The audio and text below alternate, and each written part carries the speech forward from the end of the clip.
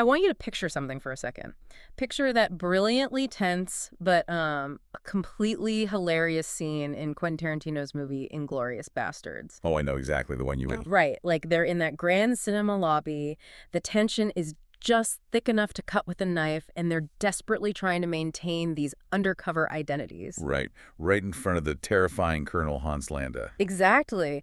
And Eli Roth's character, Donnie Donowitz, is trying to pass himself off as this elegant Italian gentleman. Which he's very much not. Not at all. And when Landa leans in and asks his name, Donnie just confidently, like aggressively gestures with his hands and barks out, "Antonio Margheriti." It is honestly such an iconic, breathless moment of cinema. You have that exaggerated accent, the sheer panic just sort of hidden behind this totally fabricated bravado. And Landa even makes him repeat it 3 times just to watch him sweat. Exactly. It's this massive pop culture Easter egg. But here's the thing that absolutely blew my mind when I started digging into our sources for today's deep dive. Antonio Margheriti wasn't just some random musical-sounding Italian name that Tarantino pulled out of thin air to get a laugh. No, not at all. So today, our mission is to pull from the Wikipedia archives to uncover the incredibly prolific, real-world Italian filmmaker behind that famous cinematic alias. I mean, we are looking at a guy who practically defined an entire era of international movie making. We really are. And the source material we're working with today gives us a truly comprehensive look at his life. Which is just massive. It really is. We're examining the archives, detailing Margheriti's massive filmography, his highly specific technical style, and really his unique place in cinema history. Right. To put a frame around this, we're looking at the evolution of the ultimate cinematic hacker. The ultimate cinematic hacker. I love that.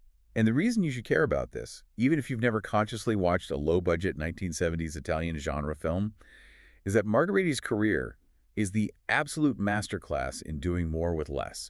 If you've ever been fascinated by how international cinema directly mimics or reverse engineers and sometimes even influences Hollywood blockbusters, well, this is the guy you need to know. Right, because he didn't just make a few movies. He made a mountain of them. A literal mountain. But let's start at the beginning because his background perfectly explains, how he pulled this off.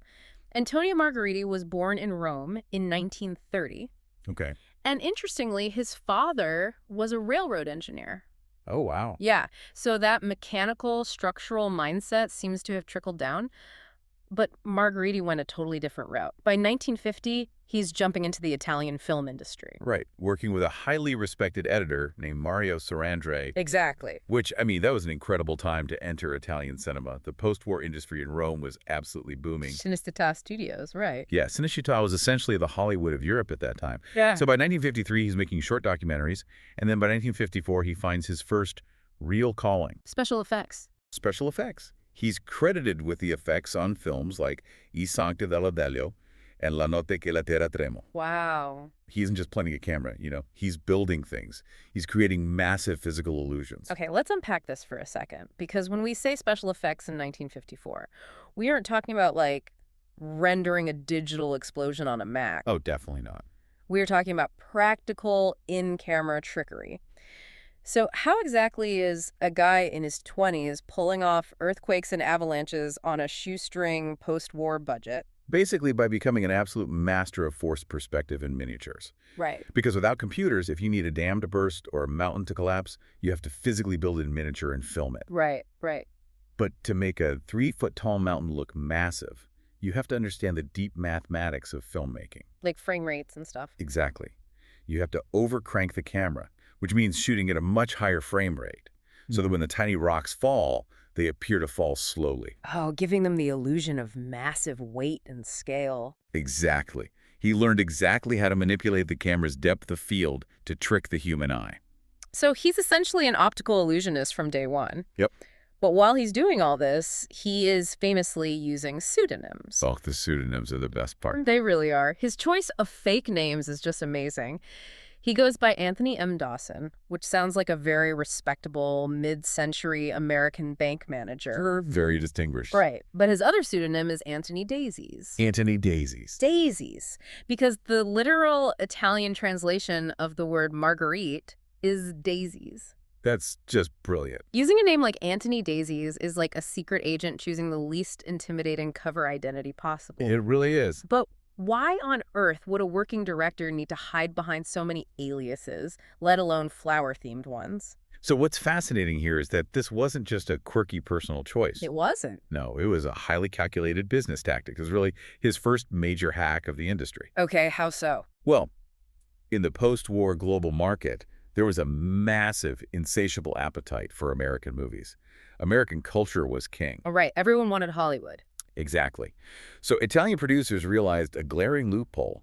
If they anglicized the names of their directors and cast members on the posters, they could successfully market these Roman productions internationally. Oh, wow. Yeah, as highly desirable American or British imports. Wait, wow. So they're literally tricking cinema owners in Tokyo or Buenos Aires into thinking they are buying a Hollywood picture. Precisely. They were hacking the global distribution system. That is wild. Margheriti wasn't hiding from the law or doing this out of embarrassment. Yeah. He was being a chameleon to ensure his films bypassed international prejudices and actually got seen worldwide. It's a brilliant marketing trick. It really is. But he didn't stay behind the scenes in special effects forever. The sources point out that Margheriti grew up obsessed with science fiction comics. Oh, huge sci-fi fan. Yeah. So when the opportunity came up in 1960 to direct a sci-fi movie called Assignment, Outer Space, he just jumped right into the director's chair. And that transition to directing makes perfect sense when you look at his skill set. How so? Well, a background in practical special effects is essentially an education in absolute visual efficiency. Right, because you have to be so precise. Exactly. You learn exactly what the lens sees and, crucially, what it doesn't see. You learn where you can cut corners outside the frame. That foundation perfectly primed him to become one of the most famously fast, time-saving directors in all of Italy. Which brings us to the actual physical reality of how he made his movies.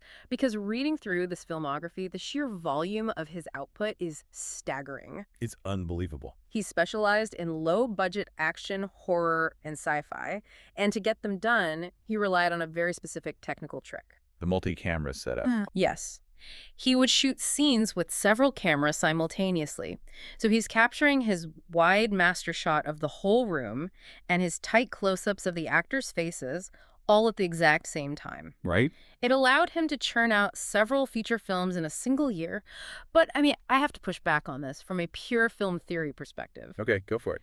If you just slap 3 cameras around a room, you can't put a light stand near the actor for the close-up because the wide camera will see the equipment, right? That is exactly the primary challenge of multi-camera setups, yes. Right. So to avoid seeing the lights, you have to pull all the lights way back, blast the whole set with illumination, and what you end up with is flat, featureless lighting. Like a sitcom. Exactly. It sounds less like an art studio and more like a fast food kitchen during a lunch rush. Just getting empty calories out the door so it ends up looking like a cheap daytime soap opera. How is this even watchable? It's a completely fair assumption, and honestly, it's why most directors hate multi-camera setups. Right. But here's where his background as an illusionist saves him. Because he couldn't put lights close to the actors without ruining the wide shots, he leaned heavily into chiaroscuro lighting. Okay, for those of us who didn't go to film school, define chiaroscuro. So it's an Italian term from Renaissance painting. It refers to the strong, dramatic contrast between light and dark. Okay. Instead of trying to light the whole room perfectly flat, Margheriti would selectively blast harsh, focused lights from outside the frame and let the rest of the set fall into deep, pitch-black shadow.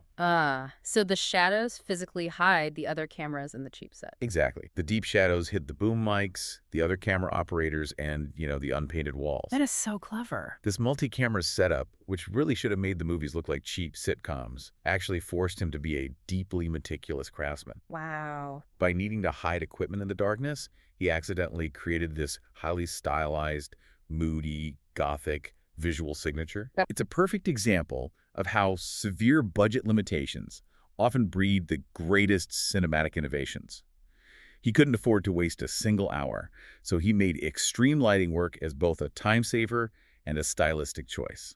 That is actually brilliant. He turned a massive budgetary constraint into a total vibe. He really did. And that incredible speed, that visual efficiency, it gave Margheriti a superpower in the European film market.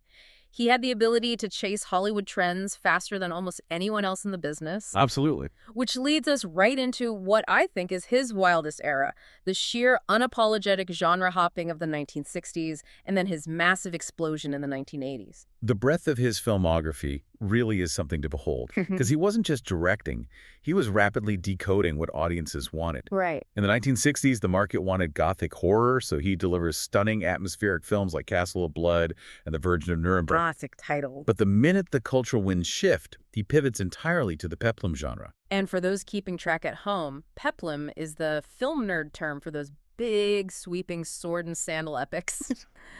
You know, guys in loincloths fighting mythical monsters among cheap cardboard pillars. Exactly. So he just knocks out The Fall of Rome and Giants of Rome. That's like that. And then, naturally, when James Bond takes over the world, Margheriti immediately jumps onto the Eurospy trend with films like Bob Fleming, Mission Casablanca. We have to explain the Eurospy phenomenon. Oh, please do. Because when Sean Connery hit the screen as 007, Hollywood just couldn't make spy movies fast enough. It couldn't. So European studios rapidly spun up their own continental knockoffs. You get these incredibly stylish, slightly sleazy spy films shot in Rome or Yugoslavia, featuring actors in sharp suits, using gadgets that were clearly made out of hardware store parts. Totally. And Margheriti was the king of this rapid response filmmaking. He was.